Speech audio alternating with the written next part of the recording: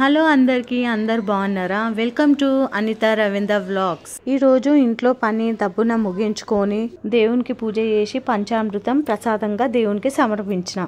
ఈ రోజు నేను మా ఆయన కలిసి గుడికెళ్తున్నాం. వచ్చేసాము శ్రీ నాగదేవత రేణుకా ఎల్లమ్మ దేవాలయంకి. అమ్మవారి కోసం అని కొబ్బరికాయ మల్లెపూలు తీసుకెళ్తున్నా. చూసారు కదా, నేను తెచ్చిన మల్లెపూలే అమ్మవారికి పంతులు గారు వేశారు. అంతా అమ్మవారి దయ.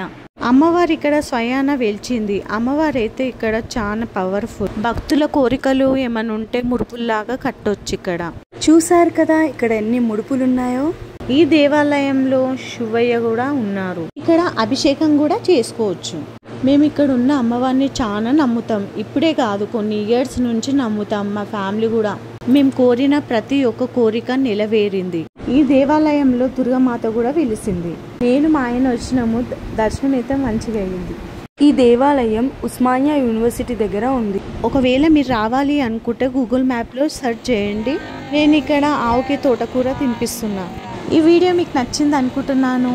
Please like, share, comment. Don't forget to subscribe. Okay, మా ఆయన అయితే వెయిట్ చేస్తున్నారు. ఓకే, బాయ్, మళ్ళీ కలుద్దాం.